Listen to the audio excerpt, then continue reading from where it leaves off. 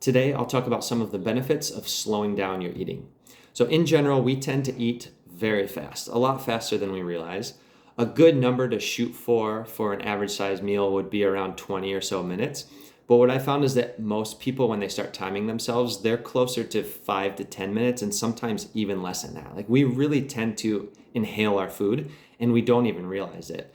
And a lot of times that can start in childhood, especially if we have siblings. We're kind of racing through our meals. We're competing to see who can then get that last piece of pizza or that last chicken nugget. And so it's something that maybe starts when we're younger, but can last the rest of our lives. It can cause a lot of issues over time. It can just lead more to overeating if it's not something that we address or something that we really try to change. So one of the biggest benefits to slowing yourself down is improved digestion. So I'm sure everybody's experienced like gas, bloating, indigestion after a meal, like feeling just pretty uncomfortable in your stomach after a meal. By slowing ourselves down, we give our digestive system a chance to process that food a little bit better. And so there's less of a chance. We can really start to minimize the effects of the gas and the bloating and things like that we might normally feel if we just slow ourselves down and give our bodies a chance to really process the food and break it down the way that it's meant to, not just all at once and making our stomach do all this work all like in the matter of a couple of minutes. So the other huge benefit, especially if your goal is fat loss or weight loss or just weight maintenance over time, is giving our bodies a chance to recognize when we're actually full. So our stomachs, as we're eating, as we start to fill up our stomachs, it sends a signal to our brain that tells us that we're full, and it says, hey, we're starting to fill up here, we should slow down, or hey, that's enough, we've had enough food, let's stop eating, we are no longer hungry, we don't need to keep eating. The problem is there's a little bit of a delay. And so there's different research, but some people say maybe 10, 15, 20 minutes or so it takes for that signal to be sent or to be recognized by the brain. And so what happens when we're only eating our meals in 5 or 10 minutes is we shove all that food down. There's not a chance for our stomach to send that signal to our brain. And so you eat all this food, and then after 10 minutes or 20 minutes, all of a sudden you feel, wow, I am really uncomfortably full. Like, how could I have eaten that much? Like, why didn't I stop myself before that point? And we overeat without really knowing why. And a lot of times it's because we just rush through the meal. We eat it so fast that we don't give our bodies a chance to send that signal or for that brain to receive the signal.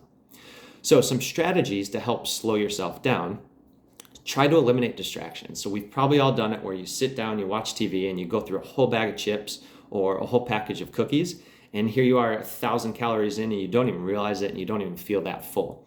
So if we can eliminate distractions and not be trying to watch TV or not play around on our phone while we're eating, we can be a little more present, be a little more mindful with what's in front of us, and be a little more in tune with our body and let our stomach and our brain kind of communicate and to control our appetite a little bit more. Another strategy would be to actually set down your utensil, your fork or spoon or whatever you're using. So take a bite, set it down, chew your food, and then take your next bite rather than just shoveling into your mouth. So we don't tend to chew our food very well either. So we'll take a bite, we'll maybe chew it 4 or 5 times, and then you're already taking another bite.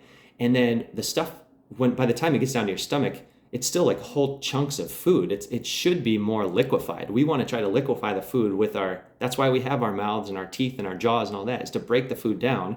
So by the time it gets to the stomach, it's a lot easier to digest and it can be a much more efficient process, less likely to cause all that gas and bloating and indigestion.